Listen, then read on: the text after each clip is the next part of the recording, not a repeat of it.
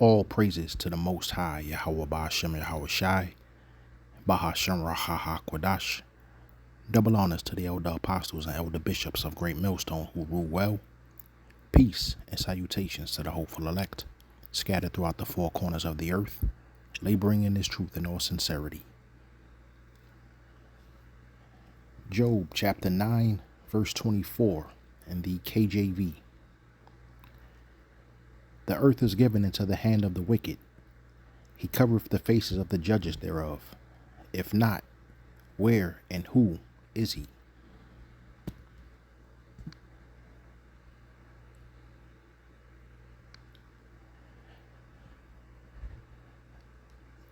So I just uploaded a video on the MOTB and was still scrolling around on the internet and came across this particular website for the first time. This website is www.biometricupdate.com, and there's a whole lot of useful information on here. Once again, this is www.biometricupdate.com. So I'm just going to scroll through a few things here. I'm not going to go into the articles themselves. I'm just going to read the actual titles of the articles.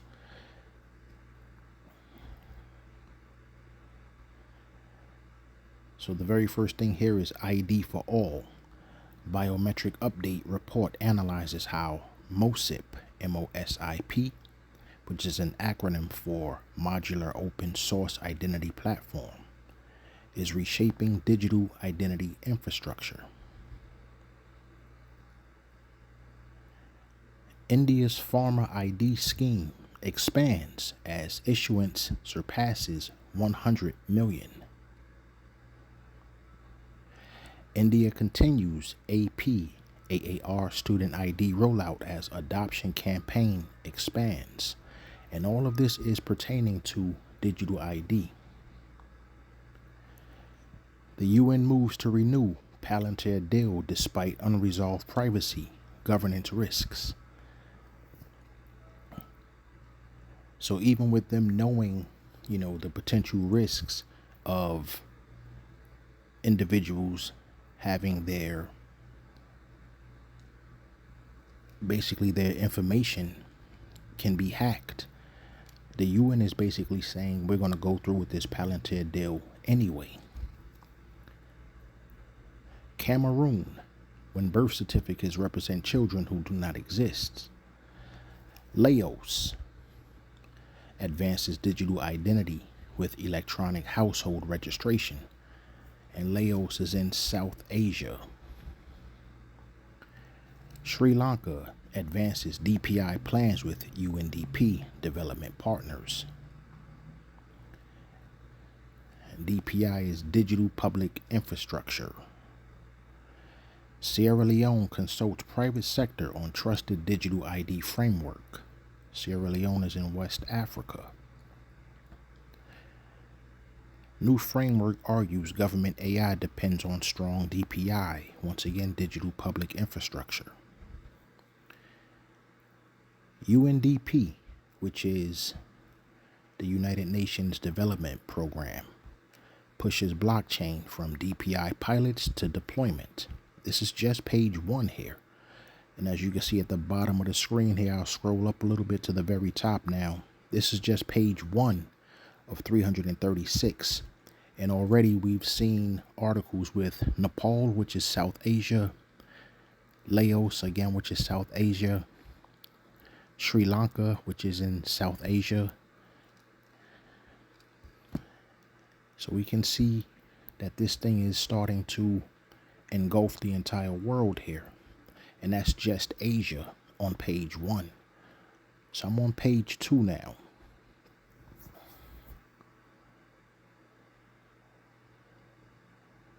Nigeria integrates national student IDs, digital identity system. Nambia steps up public outreach ahead of digital ID rollout. So we know Nigeria is on the western part of Africa. Nambia is in South Africa. Peru introduces biometric foreign resident ID linked to police systems. Peru is in South America. Jordan in the Middle East reaches 85.5% digital government, targets full rollout this year. South Africa targets September digital ID readiness under My Mezensi roadmap. Senegal seeks to fully align sovereignty vision with DPI strategy. Laos rolls out digital ID wallet as paper credentials are phased out. I'll jump to page 3 here. Once again, these are just the titles I'm reading, but as you can see, this website, once again, is www.biometricupdate.com. So it's basically, and if we go back, I'm just going to go back real fast here. If we look at the dates of those articles, those dates were fairly recent. As a matter of fact, I think a few of those dates were actually today, August 11th. But, all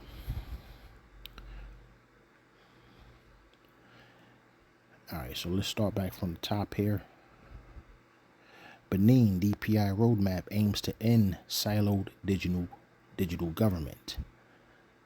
Nepal makes national ID the trust layer for digital payments. South Sudan plans interoperable birth registration, digital ID systems. And when I came across that one brought a scripture to my mind, because South Sudan, that's a poor nation there. So as we can see, Revelation 13 tells us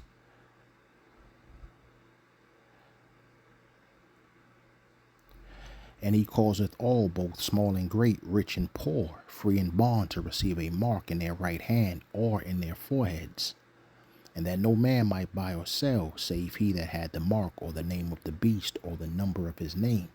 So when we go back to verse 16, and he causeth all, both small and great, rich and poor, and this is including entire nations, not just individuals, but entire nations. So it doesn't matter if these are rich nations such as Babylon the Great, which we are currently in, or even some of the poorer nations, some of the third world nations like South Sudan here. Once again, we see South Sudan plans interoperable birth registration, digital ID systems. So it goes to show you just how accurate these scriptures are and exactly where we are in this biblical timeline, I should say. Togo explains 20 million in new financing to expand WURI digital ID project. Pakistan fast tracks digital identity as Digital Nation Act takes effect. Rwanda turns digital public infrastructure into a continental growth strategy. Nigeria unveils digital government platform for unified access to public service. So I'm going to jump here to page 4. And this will be the last one I go. Like I said, as you can see, there's 336 pages here, all on biometricupdate.com. So this is where I pretty much stopped here. I'll look at this one first. Putting digital trust first. Trinidad and Tobago takes bite-sized approach to DPI, or digital public infrastructure. And we know that Trinidad and Tobago is in the southern part of the Caribbean. So that's where I'm going to pretty much stop. But I'm going to go into this article here just a little bit. This article was published July 28th, 2026. Digital Identity's next phase is about trust, not technology. Once again, digital identity's next phase is about trust, not technology. And that's what this, basically what this demon has to do, is to try to basically get you to trust him, so that you'll voluntarily get this mark. This is something that, they don't want to have to force it on you. They want you actually to voluntarily get this thing, so let's go into this article real fast here.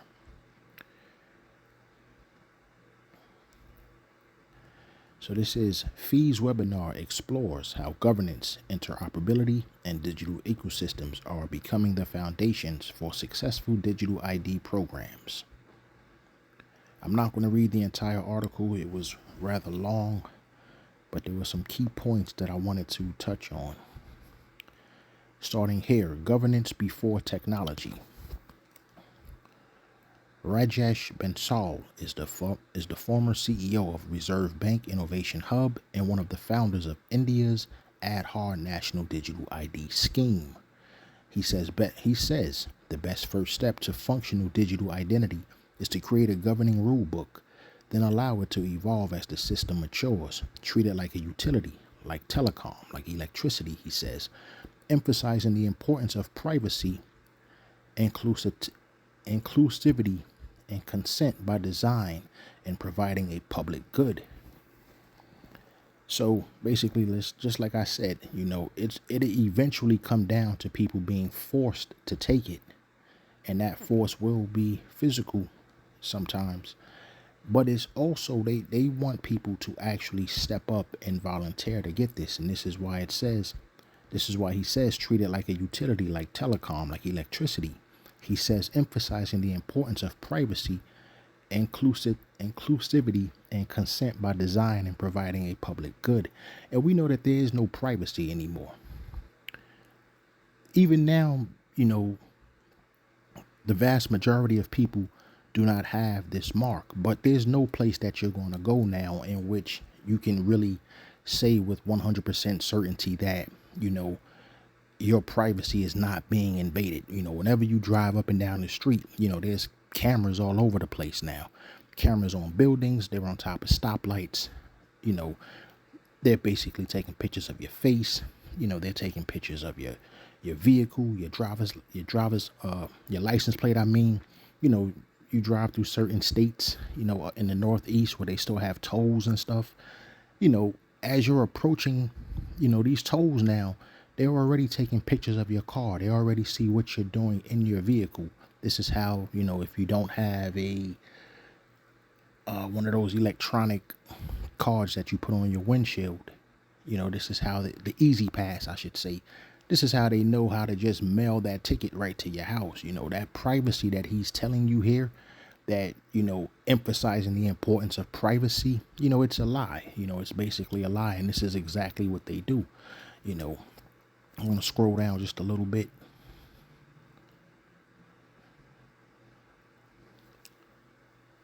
Reader offers the perspective from civil society from whom governance is of utmost importance. He says effective governance means asking a lot of questions and finding answers that respect human rights. And I just got into that just now, an invasion of your privacy, walking outside, no matter what neighborhood you're in, you're a regular law abiding citizen, and your picture, is already being taken without your consent. You walk inside a supermarket, there's a Stop and Shop out here and where I'm at. And as soon as you walk in the supermarket, there's a damn robot that's rolling up towards you. It's already scanning your face. You're walking up and down the aisle just looking for a few items to get, and this damn robot is scanning your face, and probably taking your temperature and a whole lot of other shit. So this whole thing about privacy, whenever you see these guys talking about this, it's a lie. It's one of those things that you can tell people that's not fully aware of that type of stuff, but people that's outside all the time and, you're out and about in your daily activities, you realize that, your privacy is being invaded every day. The government is invading your privacy. So once again, Reader offers the perspective from civil society from whom governance is of utmost importance. He says effective governance means asking a lot of questions and finding the answers that respect human rights and prioritize inclusivity. In Uganda's MOSIP-based bank-linked system, clarity on who has access to what data can be lacking, and undocumented and displaced people can be shut out of the scheme, Rita says. Technology cannot always reach rural and remote communities. I'm going to scroll down here to trust drives adoption. Taken together, the panel's various perspectives create a picture of complex problem with some basic foundational Commonalities across jurisdictions. To succeed, digital ID has to be useful. It has to be easy to onboard people, and it has to be easy for them to use, preferably across international borders. It has to start and proceed with privacy, human rights, consent, and inclusion in mind, and respect user data and sensitive information. And it has to be ethical. So there's really nothing ethical about this entire thing here. Basically, you're forcing people into a system in which they really have no choice. You're either going to conform or you're basically going to be locked out of society. That's not a choice. That's actually painting somebody into a corner. So it's not ethical at all. But because they say it in a nice way, or because they'll try to present it in a nice way, some people are going to actually fall for this. But, the scriptures tell us about trust. So I have a couple of scriptures I just want to touch on where it says here, once again, this particular article was about trust here, trying to convince the public to trust this entire process. So once again, the title of this particular article was Digital ID's Next Phase is Not About Trust. I'm sorry, Digital ID's next phase is about trust, not technology. Digital ID's next phase is about trust, not technology. And so we already know that we're not supposed to trust in man. We're not supposed to trust in his devices, his schemes, or his technology. So let's go into our Psalms.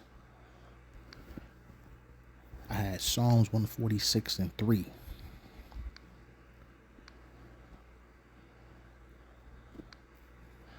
Psalms 146 and 3, and I'll read this in the KJV and in the NLT. KJV first.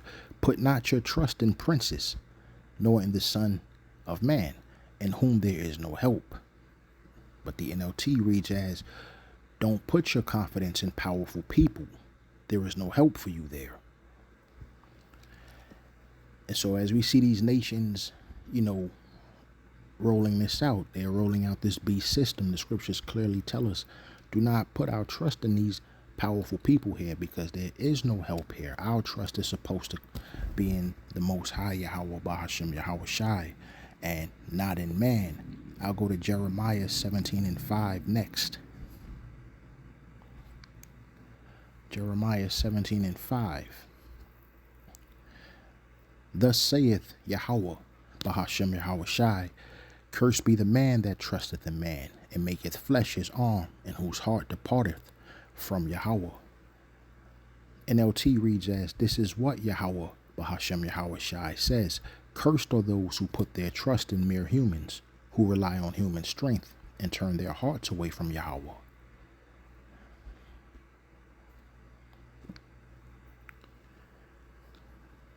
And that's exactly what's going to happen, where it says here, cursed are those who put their trust in mere humans. The ones who actually lose faith, or the ones who are already lacking in faith anyway, those are going to be the first ones who are going to sign up for this wholeheartedly, voluntarily, without any force. And this is why the scriptures say, cursed are those who put their trust in mere humans. And this is exactly what's going to happen. People are going to put their trust in mere humans. They're going to put their trust in this beast system, and then they're going to get hit with a missile. They're going to get caught up in that. And the scriptures warn us. Once again, this is what YAHAWAH says. Cursed are those who put their trust in mere humans, who rely on human strength, and turn their hearts away from Yahawah. And so a lot of people, like I said, those who have a little bit of faith, they're going to lose it. When that time comes, and when they're facing eviction, or when they're facing foreclosure, or when they're facing their car being repossessed, or not having the ability to go inside a grocery store, they're going to be unable to pay for their kids' daycare, unable to pay for their kids' new school clothes, or, just anything, just the daily transactions that we do every single day. A lot of people, when they're faced with this decision that they're going to have to make, a lot of them are going to fold. And when they fold, there's not going to be any turning back. Once they receive that mark, that's game over for them, basically. So, and I mean, anyway, You know, when you're talking about, when you're looking at who's actually leading the charge here, you know, when you look at the nations that's leading the charge, especially when it comes to Esau, Edom here, you know, you're talking about the nations that's pretty much destroying the earth, destroying the entire creation of the Most High.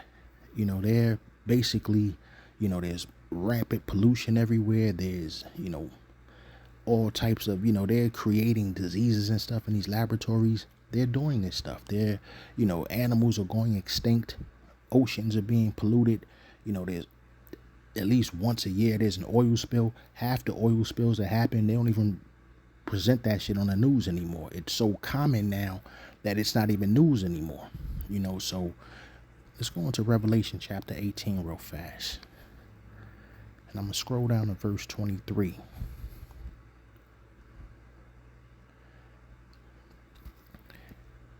And the light of the candle shall shine no more at all in thee, and the voice of the bridegroom and of the bride shall be heard no more at all in thee.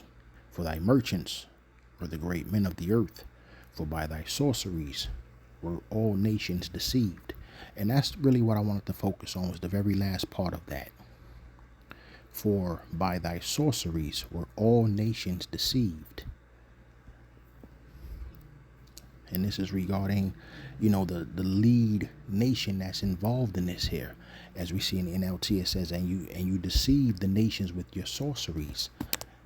That word here for sorceries is pharmakia. So the use or the administering of drugs, poisoning, sorcery, magical arts, often found in connection with idolatry and fostered by it. It's a metaphor, the deceptions and seductions of idolatry. And it also says here in the Strong's definition, by extension, magic, literally or figuratively, sorcery or witchcraft. And that's what this is, you know. Basically, you know, they're offering people the opportunity, you know, to have various ailments or certain conditions that they may have been born with. You know, certain people are born some people are born blind. You know, they're basically deceiving people. You know, these are actual false miracles that they're guaranteeing people that they can perform, and not only perform, but they'll be able to sustain it. They'll be able to keep this stuff going. And this is how a lot of people are going to also fall for this particular type of stuff. You know, they're going to be so desperate, you know, hey, they're going to want to see. People are going to, hey, you have a chance to have your paralysis cured. You know, you can walk again. And people are going to fall for that. And a lot of these are just basically sorceries. This is witchcraft here. And, you know, once again, a lot of people are going to actually fall for this stuff. And when it happens, there is no turning back. This is when, you know, this is the point where they've basically sealed their fate. They are going to be destroyed by thermonuclear fire. Let's look at Isaiah 2 and 22.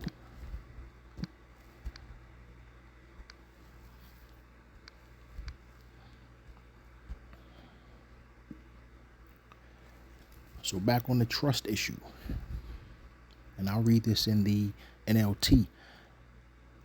Don't put your trust in mere humans. They are as frail as breath. What good are they? Exactly. And once again, so we see that the scriptures clearly warn us not to put our trust in man like this. You know, our trust, our faith is supposed to be in the Most High, YAHAWAH, YAHAWASHI. You know, He is our rock. You know, and that's who we are supposed to trust. So when these guys come up here saying, hey, you know, everything is going to be all right, you know, take this, or as a matter of fact, they threaten to hit you upside your head if you don't want to take that mark. You know, that's when your trust is going to have to be more than what you ever thought it could be. You know, you're going to have that level of faith where you know the Most High is going to get you through it, you know. And even if you don't survive that, you know, you die without that mark, but you will be the first to rise again, as the scriptures tell us. So the important thing here is to keep your trust in the Most High, YAHAWAH, YAHAWASHI, and to know that, he is our salvation. We'll get through this, and we'll be in the kingdom, with our heads up, as opposed to, having to face that thermonuclear destruction because you lost faith in the Most High, when the scriptures clearly tell us repeatedly to trust in the Most High, Yahawah, and his only begotten Son, YAHAWASHI.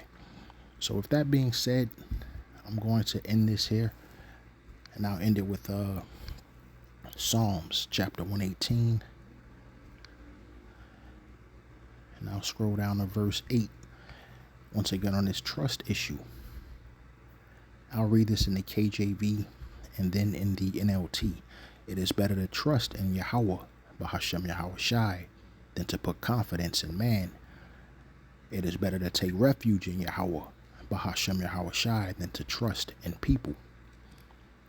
So with that being said, I pray this has been edifying and reaches the ears it's supposed to reach. Shalom.